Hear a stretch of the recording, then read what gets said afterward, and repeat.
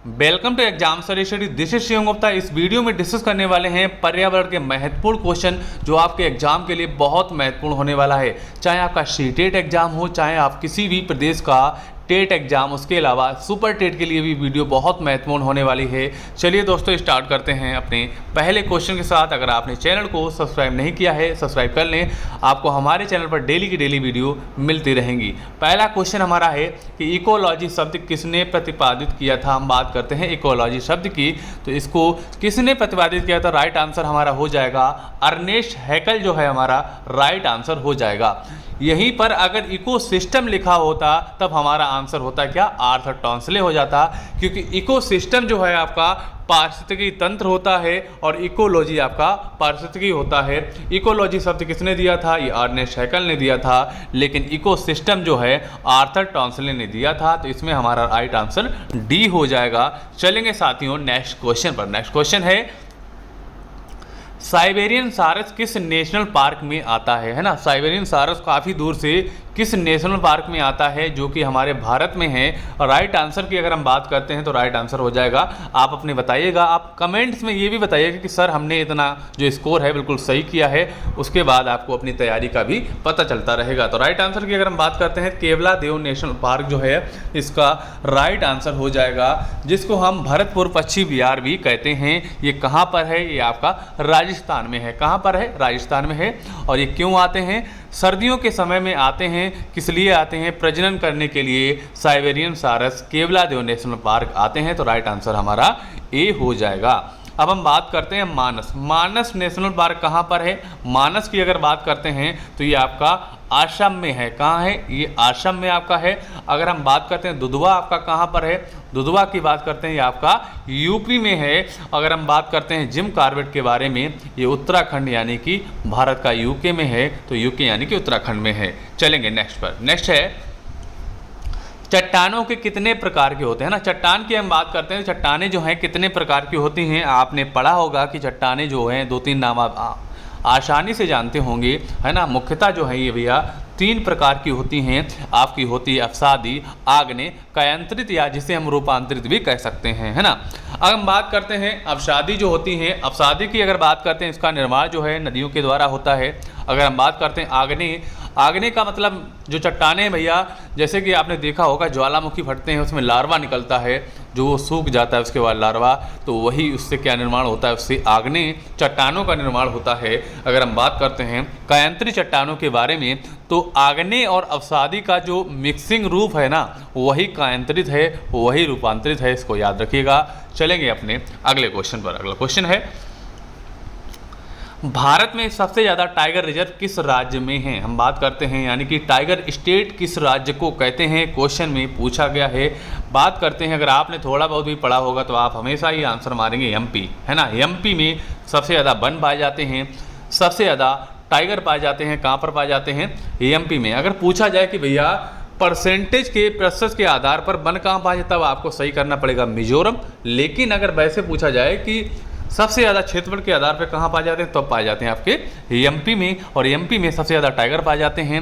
अगर बात करते हैं टाइगर की दृष्टि से भारत सबसे आगे है, यानी कि भारत में 2900 प्लस हैं टाइगर। कितने हैं, 2967 टाइगर जो हैं, जिसमें इंडिया फर्स्ट पे आता है ना। चलते हैं अगले क्वेश्चन। अगला क्वेश्चन है विक्रमशिला गंगा डॉल्फिन अभ्यारण्य किस प्रदेश में है। हम बात करते हैं तो किस प्रदेश में है, इस अभ्यारण्य की बात करते हैं तो ये बिहार में स्थित है। कहाँ पर है, बिहार में स्थित है। अगर बिहार की हम बात कर लेते हैं, बिहार के कुछ इंपॉर्टेंट पॉइंट देख लेते हैं। बिहार का शोक किसे कहते हैं, बिहार का जो शोक है कोसी नदी को कहते हैं। किसे कहते हैं, कोसी नदी को कहते हैं बिहार का शोक। अगर हम बात करते हैं, हाल ही में बिहार के सीएम बने हैं, फिर से वही बन गए हैं, कौन, नीतीश कुमार, जिन्होंने आरजेडी से गठबंधन किया है। इससे पहले किससे था, बीजेपी से। ये भी पॉइंट याद रखिएगा, है ना, इंपॉर्टेंट है ना। इसकी राजधानी कहाँ पर, पटना है। चलेंगे अपने अगले क्वेश्चन पर। अगला क्वेश्चन है किस शहर को गेटवे ऑफ इंडिया कहा जाता है ना। गेटवे ऑफ इंडिया किस शहर को कहा जाता है, आपने कहीं पढ़ा होगा, मुंबई भी पढ़ा होगा, लेकिन ऑप्शन में यहाँ पे है नागपुर। यानी कि मुंबई के नागपुर में गेटवे ऑफ इंडिया बना है। कहाँ पर बना है, समुद्र के किनारे बना है। इससे प्रवेश करके आप इंडिया में प्रवेश कर सकते हैं। ये कब बनाया गया था, हम बात करते हैं क्यों बनाया गया था। तो ये भैया बनाया गया था अंग्रेजों के समय, है ना। जो एक थे भैया जॉर्ज पंचम और महारानी मैरी, इनकी यादगार में बनाया गया था। गेटवे ऑफ इंडिया याद रखिएगा किनके याद में, जॉर्ज पंचम और महारानी मैरी। चलिएगा अगले क्वेश्चन पर। अगला क्वेश्चन है क्लर्क बी बेबिन पुरस्कार किससे संबंधित है। अगर हम बात करते हैं ये पुरस्कार जो है किससे संबंधित है, तो राइट आंसर आपका हो जाएगा वन्य जीव सुरक्षा से संबंधित है। तो राइट आंसर हमारा ए हो जाएगा। चलेंगे अपने अगले क्वेश्चन पर। अगला क्वेश्चन है इनमें से कौन सी संधि या प्रोटोकॉल अंटार्कटिका में खनन पर रोक लगाता है ना। इसकी अगर हम बात करते हैं तो राइट आंसर हमारा क्या हो जाएगा, राइट आंसर हो जाएगा ए, यानी कि अंटार्कटिका एनवायरमेंट प्रोटोकॉल जो है ये क्या करता है कि भाई वहाँ पर खनन नहीं कर सकते। जैसा कि आपने सुना होगा, अब नहीं पता तो आपको बता दें, सभी देशों के, अधिकतर देशों के वहाँ पर क्या है अनुसंधान चल रहे हैं। भारत का भी अनुसंधान के 3 केंद्र वहाँ पर हैं। एक आपका है दक्षिण गंगोत्री, एक मैत्री, एक भारती, जिसमें एक अभी बंद है, 2 चालू हैं, यानी कि दोनों पर अनुसंधान चल रहा है। वहाँ पर एक कानून कहता है कि वहाँ पर आप ज़मीन कब्जा नहीं सकते हैं, ये नहीं कर सकते कि हमारा ये पट्टा हो गया, हमारे देश का ये हो गया। आप वहाँ पर परीक्षण कर सकते हैं, अनुसंधान कर सकते हैं। जो देश भी वहाँ पर अनुसंधान कर रहे हैं उनको आप देख भी सकते हैं, लेकिन वहाँ पर आप ना ही गंदगी फैला सकते हैं। ये उनके नियम के प्रोटोकॉल हैं, जिसलिए यह पे आपको बताया जा सकता है वहाँ पर कौन सा है, अंटार्कटिका एनवायरमेंट प्रोटोकॉल जो है, जिसके तहत आप वहाँ पर कुछ भी जो है खनन भी नहीं कर सकते हैं। ये इंपॉर्टेंट क्वेश्चन है। चलेंगे अपने अगले क्वेश्चन पर। अगला क्वेश्चन है भारत का पहला जो समुद्री राष्ट्रीय उद्यान कौन सा है। हम बात करते हैं भारत का जो समुद्री राष्ट्रीय उद्यान पहला कौन सा है, इसकी अगर हम बात करते हैं तो बी हमारा सही हो जाएगा, यानी कि समुद्री राष्ट्रीय उद्यान कच्छ की जो खाड़ी में है ना, ये हमारा जो है राइट आंसर हो जाएगा, जो कि क्या है जंगली गधे के लिए फेमस है ना। ये राष्ट्रीय उद्यान जो है जंगली गधे के लिए प्रसिद्ध है। चलेंगे अपने अगले क्वेश्चन पर। अगला क्वेश्चन है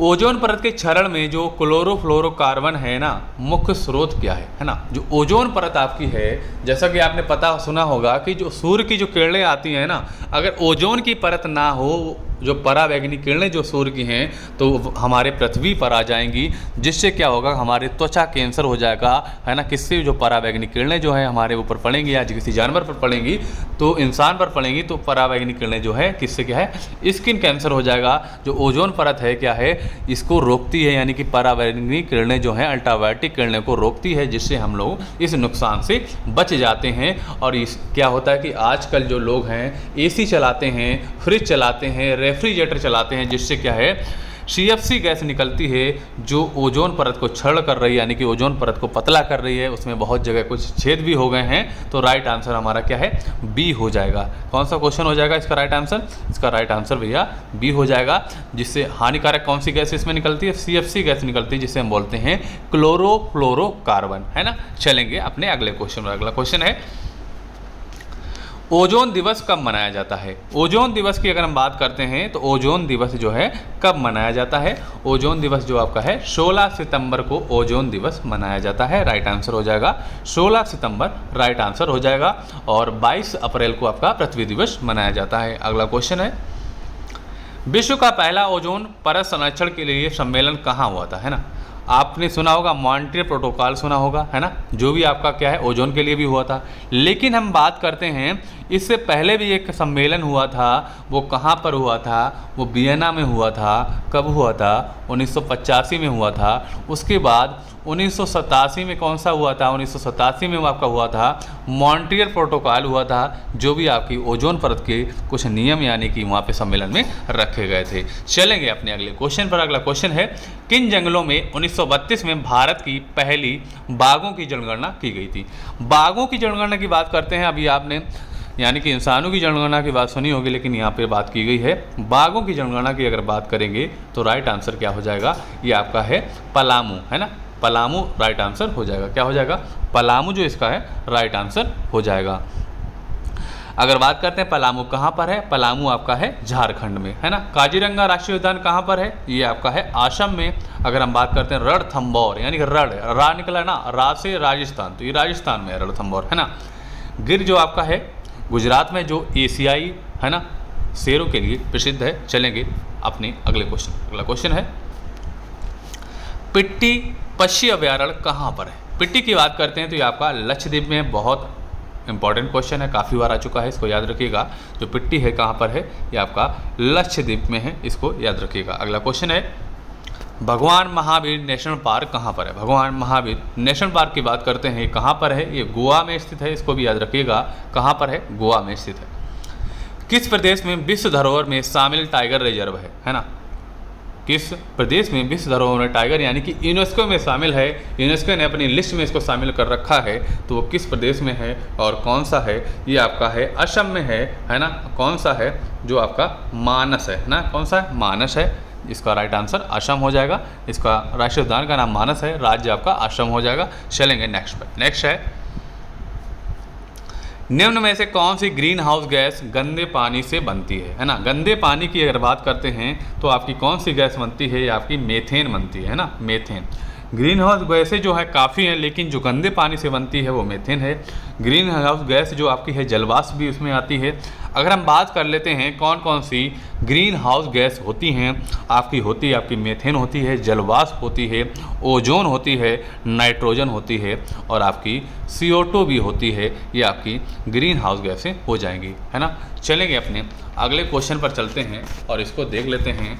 अर्थ आवर किसे द्वारा मनाया जाता है ना, किसके द्वारा अर्थ आवर जो है मनाया जाता है। अगर इसकी बात करते हैं WWF द्वारा अर्थ आवर मनाया जाता है, यानी कि बी जो है राइट आंसर जो है बी हो जाएगा। अगर इसकी स्थापना की बात करते हैं तो इसकी स्थापना जो है 29 अप्रैल और कब हुई थी, 1961 में हुई थी। कहाँ पर हुई थी, अगर इसकी स्थापना की बात करते हैं ग्लैंड में हुई थी। ग्लैंड कहाँ पर है, स्विट्जरलैंड में है। अगर इसकी फुल फॉर्म की बात करते हैं तो क्या हो जाएगा, world wide fund for nature जो है इसका फुल फॉर्म हो जाएगा WWF का। चलेंगे अपने अगले क्वेश्चन पर। अगला क्वेश्चन है जवाई के जंगल किस प्रदेश में हैं। जवाई के जंगल की बात करते हैं तो किस प्रदेश में हैं, ये आपके राजस्थान में हैं। जवाई के जंगल की बात करते हैं तो ये राजस्थान में स्थित हैं आपके जवाई के जंगल, है ना। राजस्थान की बात करते हैं तो एरिया में सबसे नंबर 1 आता है। अगला क्वेश्चन है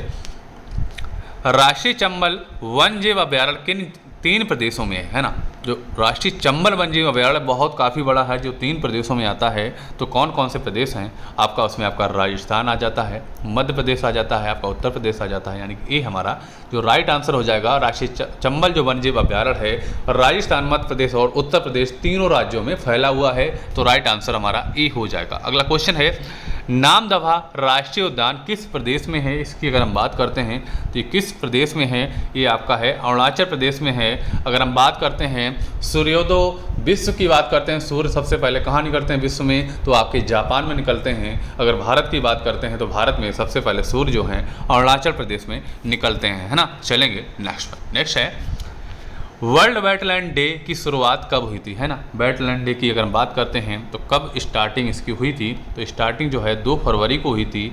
2 फरवरी को कब हुई थी, तो 2 फरवरी, है ना, कब हुई थी, 2 फरवरी 1971 में हुई थी, है ना।